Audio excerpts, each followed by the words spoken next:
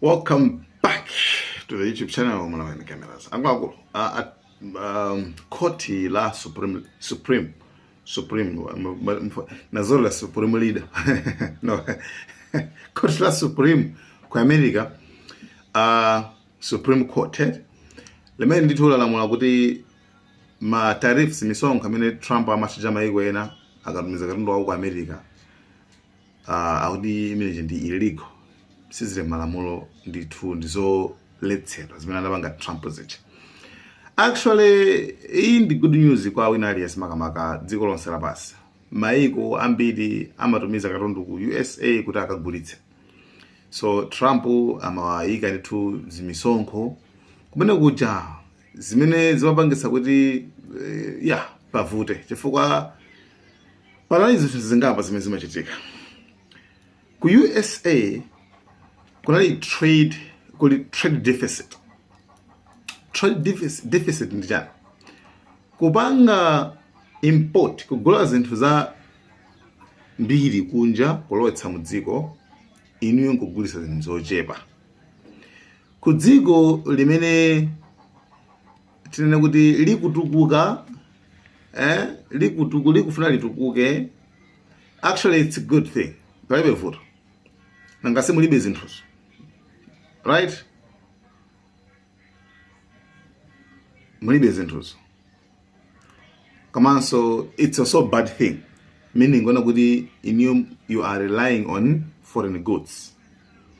So trade deficit ili ndi ubwino ndi kuyipa. I don't know what ndingangoloso banje kuti pakana zonse zimveka bwino. Okay. Dziko kugula zambiri kuchoka kunja ndi kutumiza inu kugulisa zochepa. Trump amafuna fazimezi ku dziko lolemera, actually it's nzodandawalitsa ku dziko lolemera kale. Mogula banji zinthu zambiri kuchoka kunja koma kugulisa zochepa. Fandene kuti mupanga weekend muje mufoketsa system ya dzikolo like ma industries ya anthu ndikuti sazidalira sofuna kugula, that's why Trump amafuna zoti ma company wose opangira zinthu abwere ku America azikhozera kuti ku America kumweko mukumbika time manage. Anyway, ndizodandawalisaso kuti ife ngati Amalawi timadalira chili yonse kunja. So so kwa America ndi ku Malawi zinamba kufanana pa nkhani yakukhuza ndi trade deficit. Nangasi ku America mpaka lero pano it's like zambiri zimachoka kunja. Imagine budget yaundo $1.447 trillion zinthu zimene kumagula kunja imene inali 2020 chakuto 2024 2023 pano pasopano mpaka yokhala 4 trillion kamundo kugula kuchoka kunja ndi kumagwisa ntchito mu dziko la America.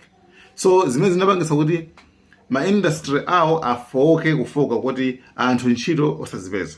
So Trump anabwesa ma tariffs amene wawa mu njira ina kuti akufuna anthu apeze ntchito mene mujamo pasakhale ndithu trade deficit, iwo azigulisa zambiri, mona azigula zochepa nkhani ngati zimene zonse. Kwabe zonse zimene Trump amapangazi pabe njira thandizapo zimangonyizira mavuto khaso.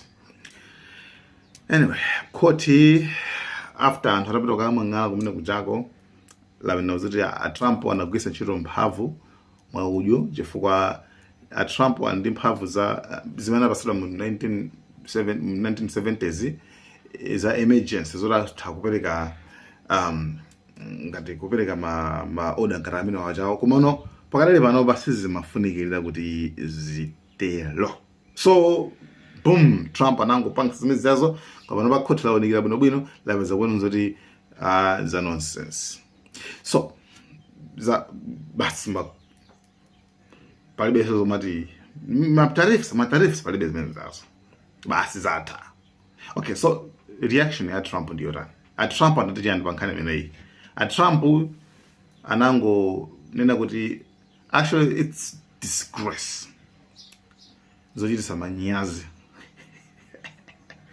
Mwana mfiri wakauru kuenda usiku ndi kafiri nanga afuna kupanga zibongo ndeyo kungosuku labada kungoenda afira masonyo jensonyo kuchwe, right? So a Trump angosonyo jensonyo it's disgrace, alizokitsa manyazi zimene Supreme Court yapa angazokitsa manyazi, right? So amadzimva kwambiri, anatasa kwambiri Trump. Maiko panopasana at least nanga amweni kumangolimba China, kumulimba ndi China, kulimba ndi South Africa, kulimba ndi China, topasana matarifs misonkho mbwe. Anzawa sapange ku business ku America. So yeah, that's it. China nchona kuti after Trump anna kuti disgrace ndeto wana kuti afterwards zorana koma nonkhani ndona kuti kodi nanga fa a Trump atolela kaini drama zokwana $250 billion. Billion ero sati mini kuma billion, $250 billion. Nkhani omwe ya matariffs yo. Ya matariffs yo mweyo imene yoyo atolela kaini drama zimene zonso.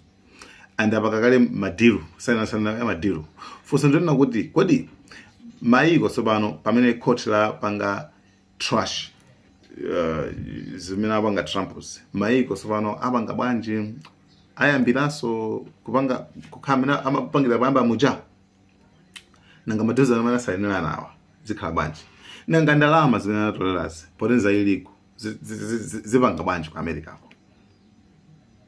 pamenepo. So nkhani mene ndithu akhotio asira kumakhoti soyena kuti aziweruze zimene zizi kuti ziyenda bwanji. Komano kuyamba a Trump kugwa kwawo kuyamba ndikumeneko nakamba kali nthawi naye kuti a Trump ku America anthu ayamba masandusangata chakwera. So zimene ndizikuyamba kwenda kuti kumeneko kuyamba ari kumeneko a Trump. So yeah, that's it. Kwinako tikudikirira kuti chingachitika chani. Iyo ni nkhani ya matariffs ku dziko lija la America. So nkhani yachiwiri ndi nkhani yakhodzana ndi Russia kugulitsa ntchito dziko la mbendera za Malawi kuti munyanja kuti Malawi yarani kuti Malawi yarani kuti Malawi yarani para bageze. Okay, Malawi akusowa Malawi kuvutika fuel maboti a Malawi akuzungulira the fuel. Anyway, ngani meje ena kufusa kuti itika njani mwamango just short mwamango ndiona kuti matanka lambiri like Russia nayo pasangati ma sanctions, right? Akulu tawapasani ma sanctions inu rapasani ma sanctions awa sizaende so banyanja apa panga transport mafuta. So Russia inangorenga matanka amaja masistema zimene zakatu I think 24 ndikungodzika mjani kuzivanga register mudzina la kuti nza Malawi government. Again zanga kuti munake mwina kuti mwana Malawi ndo vote ai koma la Malawi ndo sazindikia ndo gona sanga zoti akajira mudzina wawo. Zilingana anthu osaona paithawi nake atikalekalero I don't know if the story is true ngati nkhani liona sindudziwa wina wakananga auza anthu kuti tipemphe titseke maso tipemphere nkulenga ma pictures ndipota nawo kwa azungu kaonesa kuti ndimathandiza anthu osaonawo. So osazora anthu anyamapemphera kwa ajili ya masoko pamutu. So Russia imapanga zimene zonso kuyambira 2024 I think manage ndenda ngupanga register basi basi nkomara nzako Malawi siza Russia ndenzi madusa ndithu mapanga transport mafuta yanchani mukudza ma sanctions ndo yipa kwambiri. Munhu awapasa ma sanctions bando zimakhaba overlap. So Russia napanga zimene I think day afterwards ndena zigwira then afufuza bwino kwauza akumeneko maritime kwa panga kwa uza Malawi kuti kuli zima bodi zanu kuzama mafuta kuti kulibe kaliko sirudzo kaliko sazuti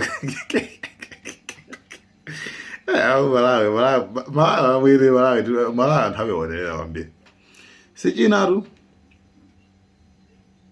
I don't know why. I think answer I can do. Why Malawi anthu ameonera yonje kungapangeja so okay iwana kugenzera sazindikira amina cha basi ndogona sazindike ichose third world